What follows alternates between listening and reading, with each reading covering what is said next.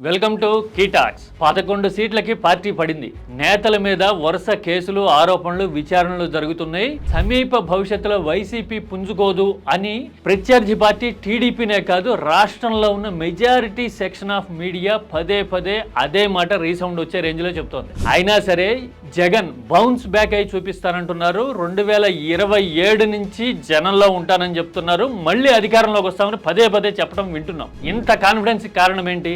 ఒక్కసారి history తిరిగేస్తే Indian political parties చరిత్రలోనే వైసీపీకి ఒక పెక్యులారిటీ ఉంది, ఒక స్పెషాలిటీ కనబడుతుంది. అదేంటో డీటెయిల్డ్గా చూద్దాం. This is KTalks for you.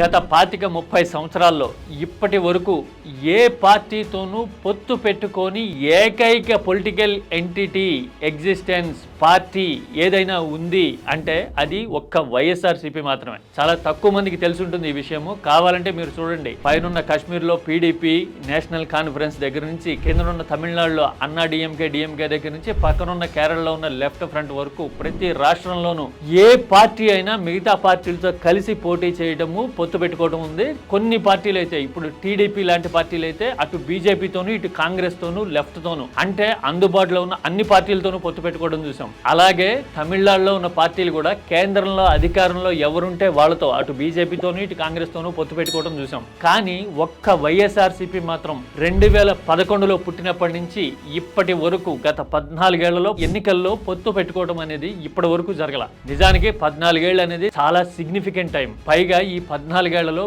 3 ఎన్నికలు జరిగినాయి. 2014, 19, 24 ఈ 3 ఎన్నికల్లోనూ వైసీపీ సింగిల్ గానే పోటీ చేసింది. దీనికి ప్రధానమైన కారణాలు 2 అనుకోవచ్చు. ఒకటి, పార్టీ పెట్టడమే కాదు, భావజాలం విషయంలోనూ పనితీరు విషయంలోనూ ప్రత్యర్థితో పోలిస్తే ఆర్థిక విధానాల్లోనూ పరిపాలనా విధానాల్లోనూ పూర్తి కాంట్రాస్ట్ ఉంది ఇప్పుడున్న టీడీపీకి కానీ వైసీపీకి కానీ. అలాగే రాజకీయ వ్యూహాల విషయంలో కూడా స్పష్టమైన విభజన రేఖ కనబడుతుంది. మీరు కావాలంటే చూడండి, టీడీపీ పుట్టిన తర్వాత పొత్తులు లేకుండా పోటీ చేసిన ఒకే ఒక్క ఎలక్షన్ 2019. భారీ స్థాయిలో పొత్తు సర్దుబాటులో లేకపోతే చిన్న చితక అడ్జస్ట్మెంట్ లో లేకుండా ఎప్పుడూ టీడీపీ వెళ్ళిన దాఖలా లేదు. బహుశా దీనికి పూర్తిగా భిన్నం అని చెప్పడానికో లేదంటే గనక ప్రజల మద్దతు తనకుంది అన్న కాన్ఫిడెన్స్ గానీ జగన్ పొత్తు ఆలోచన అసలు చేయలేదు. దీనికి తోడు పొలిటికల్ కంపల్షన్ కూడా ఒక కారణం కావచ్చు. ఓటు బ్యాంకు దృష్ట్యా, పార్టీ ఐడియాలజీ దృష్ట్యా సింగిల్ గా పోటీ చేయడం మాత్రమే తనకి సూట్ అవుతుంది అని జగన్ నమ్మకం కావచ్చు. వీటన్నిటితో పాటు మరో కారణం కూడా ఉంది. చంద్రబాబు ప్రతిసారి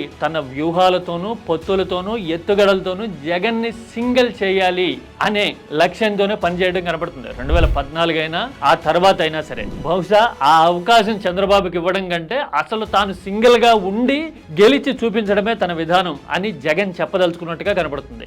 బహుశా ఇంతటి క్లారిటీ ఉండబట్టే మళ్ళీ అధికారం గురించి కానీ 2027 పాదయాత్ర గురించి కానీ 2 ఏళ్ల ముందుగానే జగన్ అనౌన్స్ చేశారా అని అనిపిస్తూ ఉంటుంది. ఇలాంటి సిగ్నిఫికెన్స్ దేశంలో ఇంకా ఏ పార్టీకి ఉంది అని చూస్తే గనక 2024లో దేశవ్యాప్తంగా సొంత గుర్తుతో పోటీ చేసిన పార్టీలు 74 ఉన్నాయి. అందులో 50కి పైగా పార్టీలు లోక్సభలోకి ఎంటర్ అయ్యాయి. అయితే ఈ పార్టీల్లో దాదాపు అన్ని ఏదో ఒక సమయంలో పొత్తులు పెట్టుకున్నవే. కాకపోతే ఆర్జేడీ లాంటి 1-2 పార్టీలు మాత్రం మినహాయింపు. ఆర్జేడీ స్పెషాలిటీ ఏంటంటే వైసీపీ అసలు ఏ పార్టీతోనూ పొత్తు పెట్టుకోకపోతే బీజేపీతో కలవని ఏకైక పార్టీ ఆర్జేడీనే. అంటే ఈ 74 ఎగ్జిస్టింగ్ పార్టీల్లో వైసీపీ స్పెషాలిటీ సింగిల్ గా ఉండటము, ఒకటి పోటీ చేయటం. That is the speciality of YCP. దీనికి విభిన్నమైన డేటా మీ దగ్గర ఏదైనా ఉంటే కనుక ఎస్ నాకు చెప్పండి, కామెంట్ చేయండి. This is KTalks for you.